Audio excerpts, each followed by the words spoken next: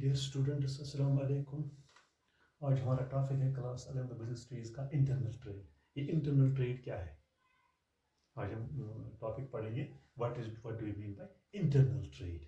Internal trade क्या होता है? इंटरनल ट्रेड वो होता है जो हम अपने मुल्क की जो बाउंड्री है इसके अंदर अंदर जो भी हम ट्रेड करें, तिजारत करें, तो उसको हम कहेंगे इंटरनल ट्रेड, घरेलू ट्रेड। अपने मुल्क के जो सरहदें हैं इनके अंदर अंदर हम जो ट्रेड करें, जो तिजारत करें, उसको हम कहेंगे इंटरनल ट्रेड। क्या कहेंगे इसको? Internal trade. Internal trade may be defined as buying and selling of goods. Internal trade वो ट्रेड होता है जहां पर हम खरीदें या बेचें goods and services within the geographical boundaries of a country.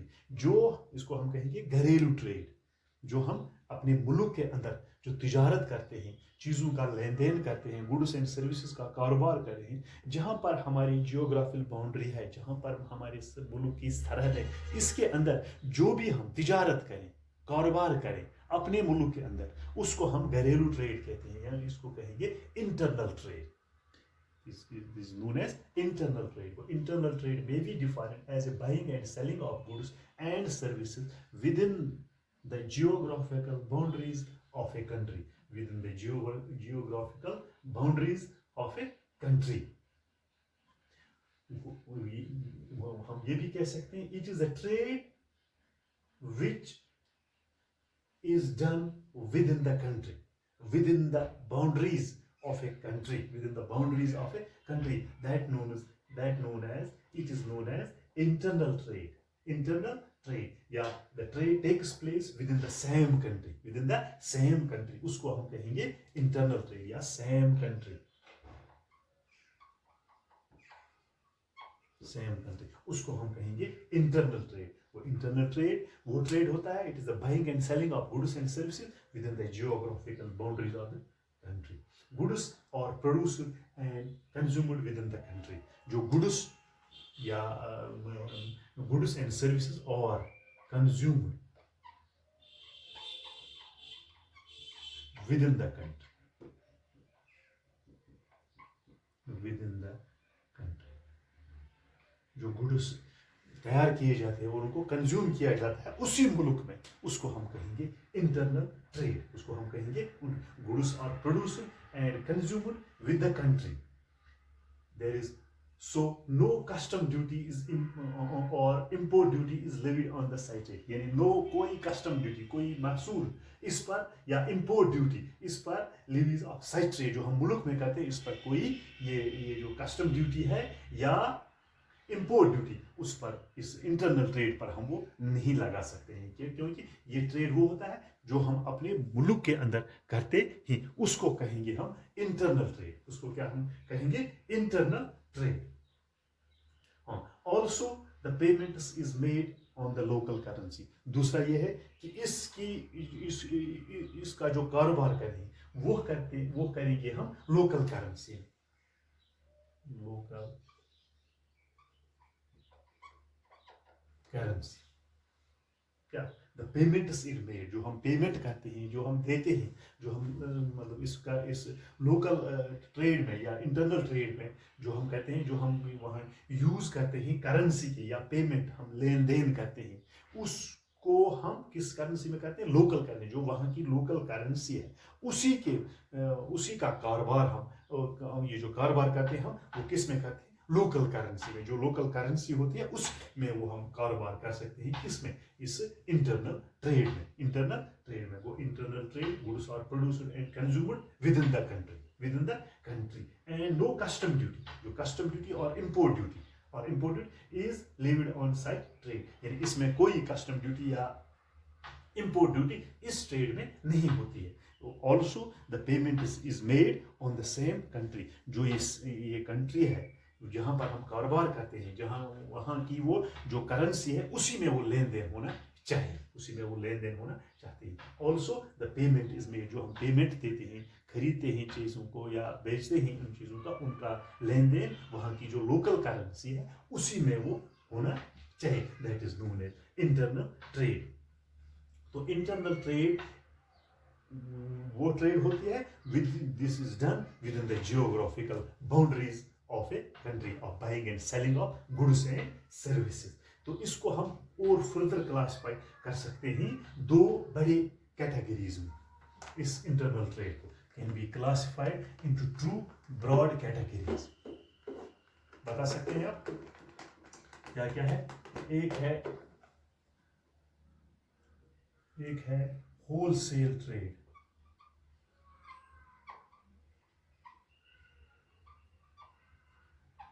Wholesale trade, और दूसरा क्या है? Retail trade.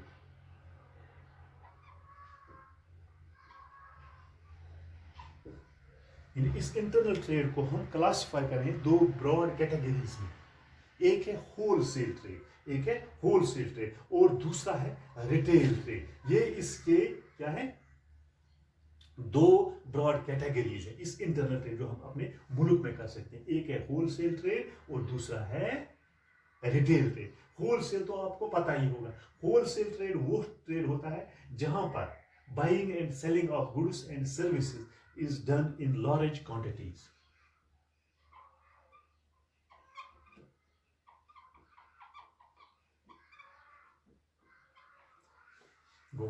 The wholesale trade is that kind of trade, it can be defined as a trade of buying and selling of goods and services.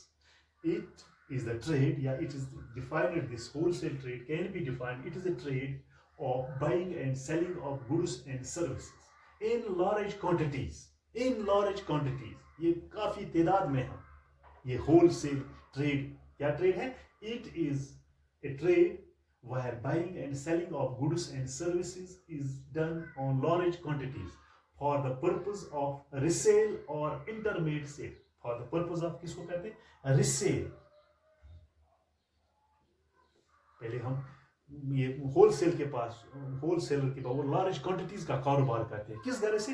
कि उनका फिर resale हो जाए, उनकी क्या? रिसेल और इंटरमीडिएट यूज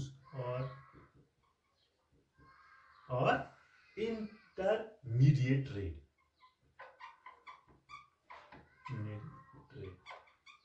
क्योंकि चीजें एक जगह पर पैदा प्रोड्यूस होती हैं और उनको जो हमारी जियोग्राफिकल बाउंड्रीज है वहां पर इन चीजों को बेचा जाता है, जहां पर कंज्यूमर रहते हैं, जहां पर हमारे रेस्पेक्टेबल कस्टमर रहते हैं। वो wholesale trade can be defined as a buying and selling of goods in a large quantities, काफी तादाद में, बल्क ऑफ क्वांटिटीज।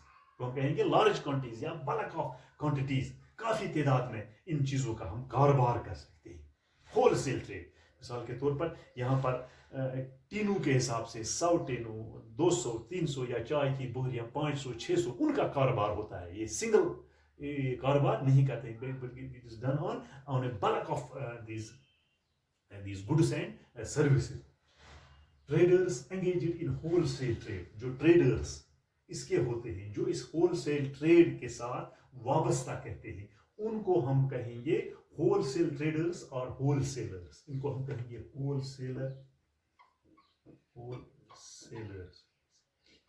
और होलसेल ट्रेडर्स। क्योंकि ये गुड्स का कारोबार करते हैं इन ए बल्क ऑफ क्वांटिटीज। ये किस में करते हैं? बल्क ऑफ क्वांटिटीज में ये कारोबार करते हैं। कौन? ये wholesale traders. This wholesaler acts as an important link between manufacturer and retailer. It is a link. ये होलसेल ट्रेड बड़ा इंपॉर्टेंट रोल अदा कर सकता है। वो it acts as a link, ये लिंक का काम कर सकता है बिटवीन मैन्युफैक्चरर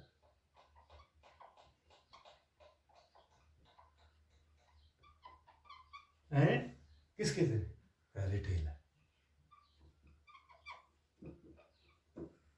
वो it acts as a link, ये एक लिंक बनता है, दो को जोड़ता है, मैन्युफैक्चरर एंड रिटेलर, जो चीजें मैन्युफैक्चर करता है, और फिर रिटेलर को।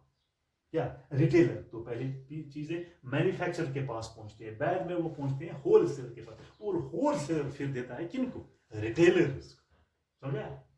He buys goods in large quantities from the manufacturer. The wholesaler buys the goods in a large quantities from the manufacturer. ये काफी तादाद में जहां पर चीजें तैयार होते हैं, मैन्युफैक्चर होते हैं, वो होलसेलर उसी के पास जाता है और वहां से वो लार्ज क्वांटिटीज में bulk of goods, bulk of this goods, वो चीजें खरीदता है किससे, मैन्युफैक्चर, और बाद में वो किसको भेजता है, and sells them to retailers. और रिटेलर फिर किसको देता है, कस्टमर को देता है. Go this wholesaler buys the goods from the manufacturer and sells them in to the this retailers in small quantities. Small quantities. वो किनको बेचता है फिर, कस्टमर्स को. वो पहले मैन्युफैक्चरर से लाता है कौन, wholesaler. It provides a link between manufacturer and retailer. The retailer goes to the, not go to the manufacturer, it goes to wholesaler and buys the goods in small quantities, because this wholesaler has a large quantities of goods and services at his disposal and sells.